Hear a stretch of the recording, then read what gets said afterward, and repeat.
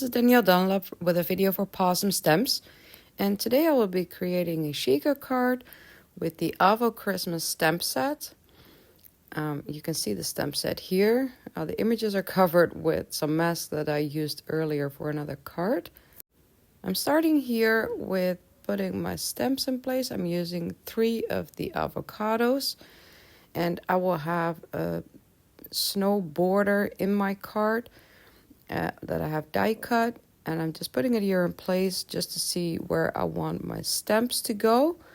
And once I'm happy with that, I can stamp those to my card front. Then I decided I also wanted to add some of the presents in between those avocados, so I put my snow border back in place just to see where I want those presents. It's always good to have a guideline so you know exactly how your stamped card front is gonna look like.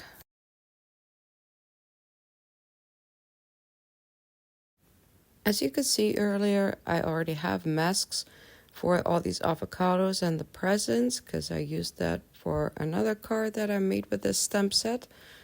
And often you can reuse those masks. And I find it easiest to just stick them on that acetate sheet that cover up the stamps. Now that I have all my images covered with a mask, I can start working on my background, and I will be using the Pawsome Stamps Rays of Sunshine background stencil. This is such a great one, and I've used it for many different cards already. It works for summer cards, but just as well it works for winter cards. So as you may or may not know, I really like my pink yellowish backgrounds for skies.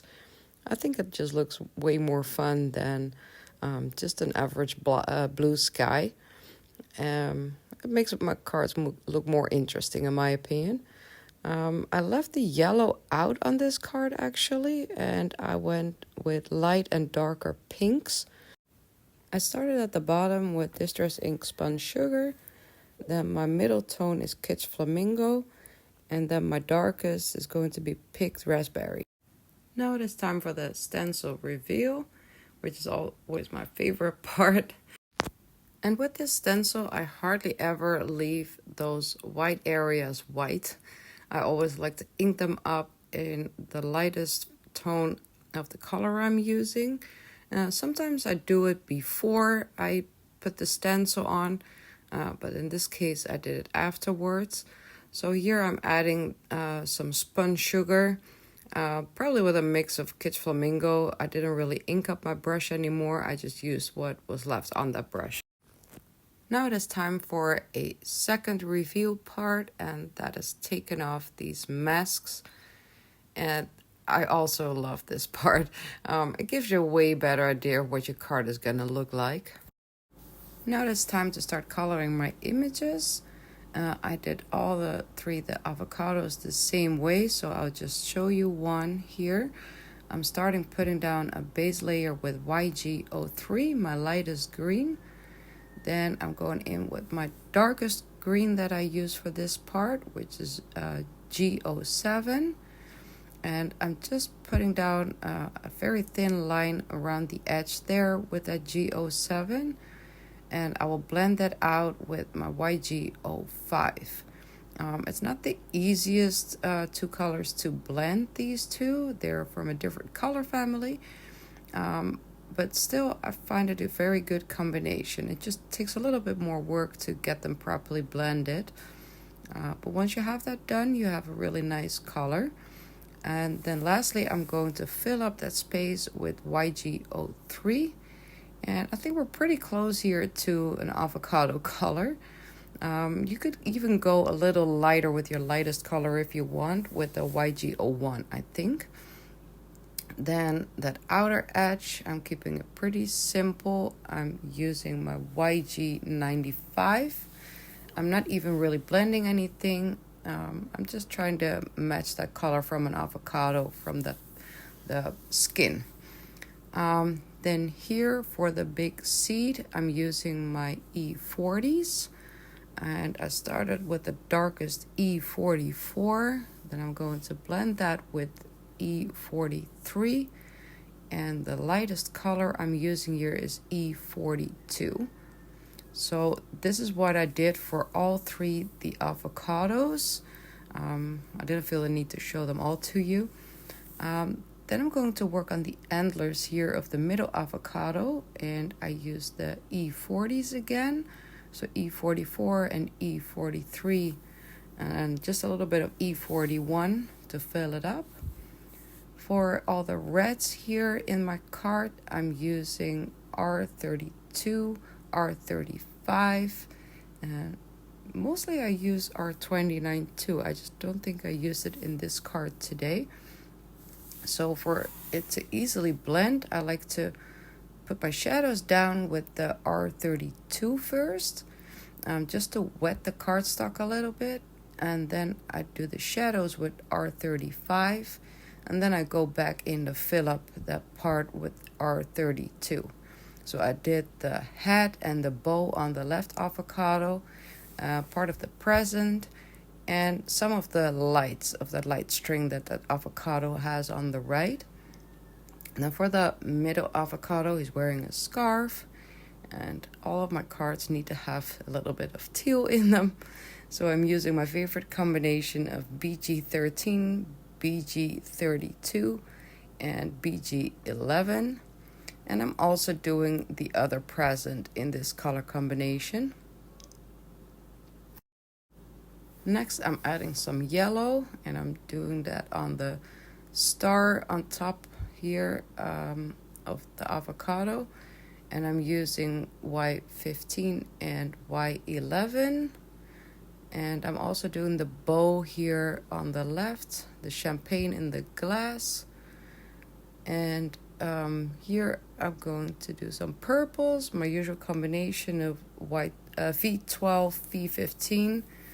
And I'm also going to fill up that other present here.